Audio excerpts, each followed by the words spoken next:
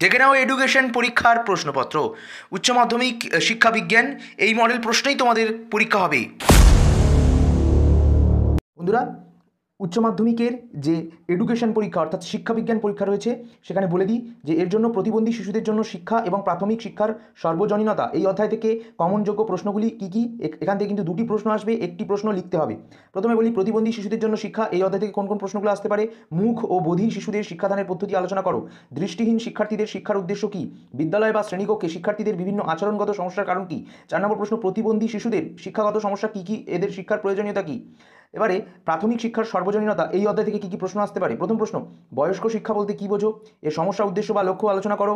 সর্বশিক্ষা অভিযান কী? এর লক্ষ্য, উদ্দেশ্য, কর্মসূচিগুলি আলোচনা করো। জাতীয় সাক্ষরতা মিশন সম্পর্কে আলোচনা করো। সর্বজনীন সাক্ষরতা প্রসারের পথে বিভিন্ন সমস্যাগুলি কী কী? শিক্ষায় সর্বজনীকরণের সমস্যাগুলো কী কী? 6 নম্বর প্রশ্ন, বয়স্ক শিক্ষা সফল না ব্যর্থ তার সম্পর্কে যুক্তি দাও। ব্যক্তি জীবনের সাক্ষরতার গুরুত্ব কী? 2 নম্বর থাকে যে কোনো একটি প্রশ্নের উত্তর দাও। 4x1 অর্থাৎ 4 মার্কসের একটি প্রশ্ন থাকে।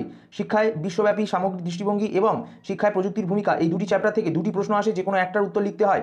শিক্ষার বিশ্বব্যাপী বা সামগ্রিক দৃষ্টিভঙ্গি থেকে কী প্রশ্ন আসে? 3টি প্রশ্ন দেখো ইম্পর্টেন্ট এবছর। জ্ঞান অর্জনের জন্য শিখন বা জানার জন্য শিখন বলতে কী বোঝো? এর উদ্দেশ্য পূরণে বিদ্যালয়ের ভূমিকা কী? 2 নম্বর প্রশ্ন, একত্রে বসবাসের জন্য শিক্ষার তাৎপর্য বা উদ্দেশ্যগুলি আলোচনা করো। 3 নম্বর প্রশ্ন, কর্মের জন্য শিক্ষার উদ্দেশ্য পূরণে বিদ্যালয়ের ভূমিকা কী?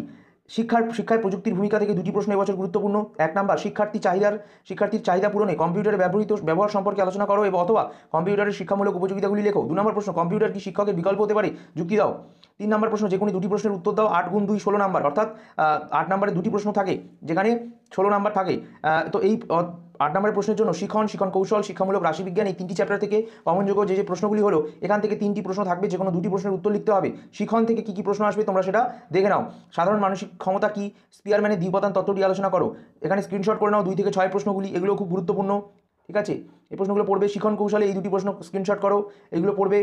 এরপর বলি শিখন কৌশলের আরও দুটি প্রশ্ন রয়েছে। শিক্ষাক্ষেত্রে প্যাভলভের প্রাচীন অনুবর্তন তত্ত্বের উপযোগিতা আলোচনা করো। আর 4 নম্বর প্রশ্নটাও স্ক্রিনশট করে নাও। আর শিক্ষামূলক রাশিবিজ্ঞান, সেখানে কী কী আসবে? কেন্দ্রীয় প্রবণতার পরিমাপ কাকে বলে? একটি পরিসংখ্যান বিভাজন স্থাপন করো।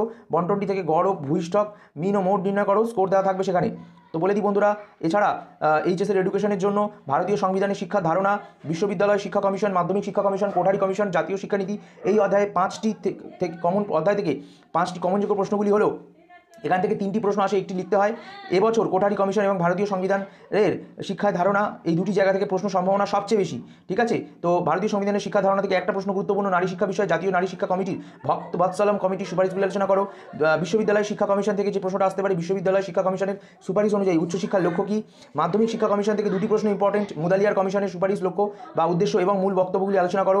2 নম্বর প্রশ্ন, মাধ্যমিক শিক্ষা কমিশন প্রস্তাবিত পাঠ্যক্রমের সপ্ত প্রভাব আলোচনা করো। কোঠারি কমিশন থেকে একটি প্রশ্ন গুরুত্বপূর্ণ। প্রাথমিক শিক্ষা সম্পর্কে কোঠারি কমিশনের সুপারিশগুলি আলোচনা করো। এছাড়া বন্ধুরা দেখো, এই 4টি প্রশ্ন খুব গুরুত্বপূর্ণ, 2 থেকে 5 অবধি। এটা কিন্তু স্ক্রিনশট করে নাও অথবা টুকে নিতে পারো। এরপর বলি জাতীয় শিক্ষানীতি থেকে এই দুটি প্রশ্ন খুব গুরুত্বপূর্ণ। জাতীয় শিক্ষানীতি 1986 এর সুপারিশগুলি আলোচনা করো। জাতীয় শিক্ষানীতি পর্যালোচনার পরিপ্রেক্ষিতে জনার্দন রেড্ডি কমিটির সুপারিশগুলি আলোচনা করো।